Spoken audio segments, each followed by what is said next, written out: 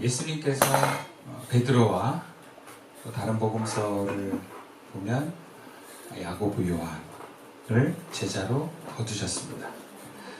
그리고 그 사건 뒤에 오늘 본문 누가복음 5장에는 두 가지 사건을 이야기하고 있습니다. 하나는 나병 들린 사람이 예수님 앞에 와서 치료받은 사건이고요. 다른 하나는 중풍병으로 몸을 가누지 못한 사람을 주변 사람들이 들것으로 그 사람을 데리고 와서 지붕을 뚫어서 예수님 앞에 내어놓는, 그래서 그 중풍병이 치유받게 된 사건입니다. 두 가지 사건 모두 다 그 당시로서는 도저히 치유될 수 없는 병이었습니다. 근데 그것을 한 사람의 선포에 의해서 그 자리에서 치료가 된 놀라운 사건입니다. 기적입니다. 누가는 예수님을 소개하는 데 있어서 본문을 통해서 바로 이런 분이 바로 메시아다, 그 분이 바로 예수님이셨다, 이 땅의 모든 질병을 치료하시는 하나님이 보내신 특별한 존재다라는 것을 말씀하셨습니다. 그런데 본문을 조금 더 우리가 자세히 들여다보면 두 번째 사건에서 예수님의 치료 사건과 특히 치료를 위한 선포하는 모습과 더불어서 주변의 바리새인들과 율법교사들이 어떤 반응을 나타내는데, 아니 그것도 생각으로만 먹었는데 그 생각을 하시고 예수님이 그들에 대해서 이야기한 사건을 다루고 있습니다. 그것이 오늘 본문 20절과 21절의 말씀입니다. 예수께서 그들의 믿음을 보시고 이르시되 이 사람아 네 죄사함을 받았느니라 하시니 서기관과 바리새인들이 생각하이르되 이 신성 모독하는 자가 누구냐, 오직 하나님 외에 누가 능히 죄를 사하겠느냐. 그러니까 두 번째 중풍병자의 치유 사건에서 예수님은 죄사함의 선포를 하는 것입니다. 그리고 이것은 예루살렘에서 온 전통 바리새인들과 율법 교사들, 서기관들에 의해서 분노를 사게 됩니다. 죄사함의 선포는 구약에 의하면 오직 하나님 한 분만이 할 수 있는데, 그 하나님만이 선포할 수 있는 권리인데 예수님이 그 하나님이 하는 선포를 했으니 신성모독이다라는 것이죠. 누가는 이 사건을 통해서 그렇기 때문에 바로 예수님이 메시아다라는 것입니다. 근데 역설적으로 이것 때문에 바리새인들과 율법교사들은 예수님을 정죄합니다. 비난합니다. 그럼에도 불구하고 오늘 본문에서 예수님 치유 사건의 핵심은 죄사함의 선포입니다. 그렇다면 이 사건을 객관적으로 바라보면서 읽는 이 누가복음의 독자들은 이것을 통한 어떤 메시지를 받는 것인가? 그것은 죄사함의 권세가 예수님에게 있고 우리는 바로 그 예수님을 믿고 모시고 사는 그리스도인이라는 것입니다. 그러면 죄사함의 권세가 있는 예수님을 모시고 산다, 그분을 믿는다라는 것은 우리가 오늘의 삶에 어떤 의미가 있습니까? 그냥 아는 거 이상으로. 먼저 앞에서 일어난 문둥병자를 치유한 사건부터 한번 다시 바라봅시다. 본문 12절과 13절 말씀입니다. 예수께서 한 동네에 계실 때에 온몸에 나병 들린 사람이 있어 예수를 보고 엎드려 구하여 이르되 주여 원하시면 나를 깨끗하게 하실 수 있나이다 하니 예수께서 손을 내밀어 그에게 대시며 이르시되 내가 원하노니 깨끗함을 받으라 하시되 나병이 곧 떠나니라.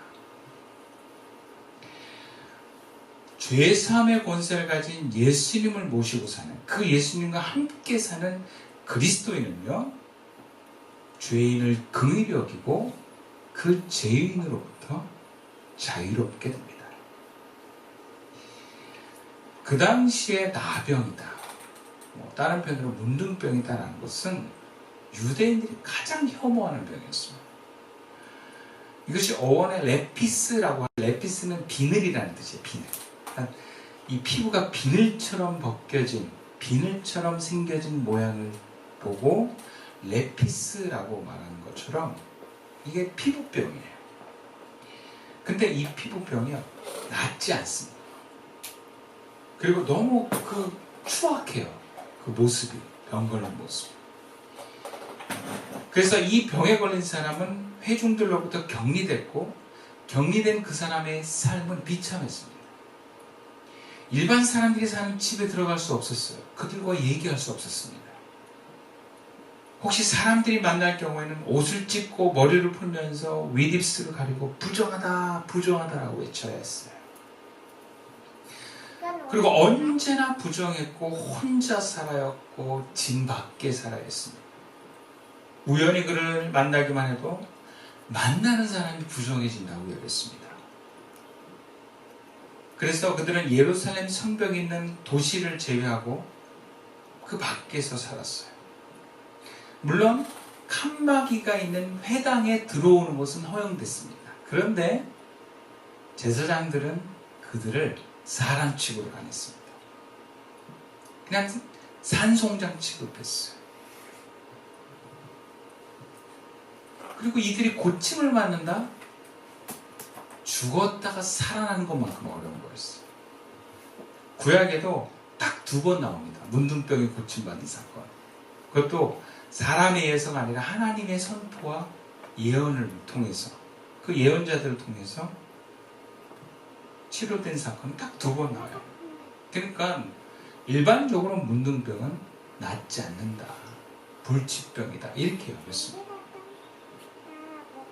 이런 사회적 분위기에 있는데 이런 문둥병자가 예수님 앞에 나온 거예요. 하나님과 가깝다는 제사장들이나 율법을 철저하게 지키는 바리새인들이 만약에 그들에게 이 나병 환자가 다가갔다면 아마 돌에 맞았거나 즉시 쫓겨났을 거예요. 그러나 죄의 사함의 권세를 갖고 계신 예수님에게 이 사람이 용기를 내서 다가갑니다. 그리고 엎드려서 자신의 병이 깨끗하게 할 거락을 믿고 간구합니다. 주여, 원하시면 나를 깨끗하게 하실 수 있나이다. 참 겸손하고 믿음의 간구입니다. 주님의 원하시면, 치료를 할 수 있는 분이 치료의 선택권도 그분에게 있음을 맡깁니다. 근데 놀라운 것은 예수님께서 그 문둥병자에게 손을 내밀어서 그의 몸을 손으로 대고 선포하신 것입니다. 13절을 다시 한번 같이 읽어봅시다. 시작. 예수께서 손을 내밀어 그에게 대신하여 이르시되 내가 원하노니 깨끗함을 받으라 하시는데 나병이고 떠나니라. 나 환자는 누구도 손을 내밀어 하지 않습니다. 보는 것마저도 불쾌해하고 두려워합니다. 모두가 그들을 피합니다. 근데 예수님은 피하지 않으시고 심지어 손을 내밀어 그의 몸에 손을 댑니다. 근데 여러분, 예수님이 꼭 손을 내밀어 대야만 낫게 하시는 분이 아니세요. 얼마든지 말씀 하나라도 낫게 하실 수 있는 거예요. 근데 손을 내민 거예요. 이것은 예수님이 이 문둥병자를 죄인으로 대하지 않음을 보여주고 있는 것입니다. 또 예수님 자신이 그 문둥병자에게 손을 대서 만졌다 하더라도 그 죄인의 부조함이 자신에게 옮겨진다는 것을 허락하지 않고 또 그럴 수 없다라고 하는 확신 속에서 하실 수 있습니다. 오히려 예수님은 자신의 거룩함이 이 죄인에게, 이 부정한 자에게 옮겨져서 깨끗하게 될 것이다. 그 믿음과 그 능력이 그 나병 환자를 치료하게 한 줄로 믿습니다. 죄사함의 권세가 있으신 그 예수님을 우리가 모시고 그 예수님과 함께 산다고 하는 것은 바로 이런 겁니다. 예수님처럼 죄인을 밀어내지 않을 수 있어요. 또 그 죄인과 그 부정한 사람이 우리랑 만나고 부딪힌다 하더라도 우리가 죄가 더 오거나 그 부정함이 우리에게 온다고 믿지 않는 거예요. 우리는 코로나 환자가 코로나도 아니야. 그냥 감기 콜록콜록 하면 막 그러잖아요. 제가 아는 분과 지하철을 타고 몇 마디 말을 했더니 서서 앉아있던 어떤 분이 째르거든요. 말하지 마세요. 말도 못해. 마스크 쓰고 얘기했는데. 근데 막 이러죠. 그래서 그렇게 불쾌하고 두려워하는 모습을 봤어요. 많은 사람들이 이 죄에 대해서, 병에 대해서, 또 거룩하지 못한 것에 대한 거부감이 있습니다. 그 두려워합니다. 그것이 나에게 임할까봐. 정치적으로도 성향이 다른 사람에 대한 거부감이 있습니다. 어떤 질병이 있는 사람에 대한 거부감이 있습니다. 그래서 병원에 안 가는 사람들이 있어요. 병원에 신방 가야 됩니다. 목사님처럼 병원 못 가요. 그런 성도들도 봤어요. 네, 저는 병원에 내 양냄새부터 해가지고 많은 병에 걸린 사람들이 오는 거기 저는 정말 가면 너무 힘들어요. 막 이런 사람도 봤어요. 그 질병이 나에게 옮겨질까봐. 그런 사람들과 한 공간에 있는 걸 우리는 불편합니다. 또 뭔가 죄 지은 사람, 인격장애자, 어둠의 영에 사로잡힌 자들을 우리가 만나는 것도 우리는 참으로 불편합니다. 저도 솔직히 장애인 사역을 처음에 할 때 장애인들이 무서웠어요. 내가 어떻게 그들을 대해야 될지도 모르겠고 그들이 막 다가오는 게 너무 부담스러웠던 기억이 나요. 네. 우리가 신앙생활 하면서도 교회 안에 그런 사람이 오면 막 불편합니다. 뭔가 이렇게 특별한 행동을 하는 사람, 나이가 우리랑 좀 안 맞는 사람, 혹은 우리의 일상적인 삶과 다른 삶의 방식으로 사는 사람들을 우리는 밀어내고 불편해합니다. 그런 사람이 오면은 막 불편해하고 안 오면 막 굉장히 기뻐하고 막 이런 모습들이 우리에게 있어요. 알게 모르게. 여러분, 그러나 하나님께서는 이 땅의 모든 사람들이 하나님의 구원에 이르기를 원하십니다. 그러나 이미 죄 가운데 있는 사람, 부정한 사람들은 하나님과 연결이 끊어져 있거나 막혀 있습니다. 그래서 하나님께서는 먼저 그들이 다가올 수 있도록 우리들을 부르십니다. 우리들을 택하셨습니다.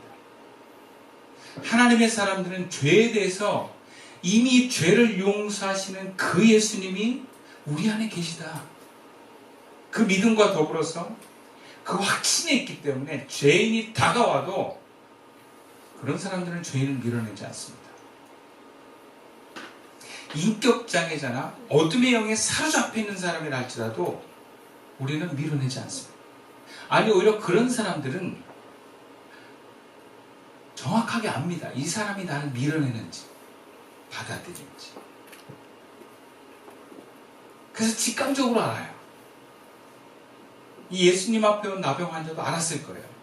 바리새인도 날 밀어내고 제사장들도 날 밀어내고 사람들이 나를 피하지만 예수님은 날 피하지 않을 것이다. 그래서 그 예수님 앞에 나아가는 것입니다. 우리가 만약에 죄 용서함을 선포하시는 예수님을 믿지 않는다면 우리도 그 죄가 들어올까봐, 부정함을 입을까봐, 그런 뭔가 두려워하는 내 에고가 나를, 그 죄인을 밀어내거나 죄인을 피하고 뭔가 멀리하는 쪽으로 나를 움직이게 될 것입니다. 그렇게 감정은 우리에게 움직일 거예요. 하나님, 우리가 그렇지 않기를 원하세요. 누구든지 우리에게 다가올 수 있는 죄에 대해서 자유로운 사람이 되기를 원하십니다. 여러분, 우리는 나에게 다가오는 사람들에 대해서 가릅니다.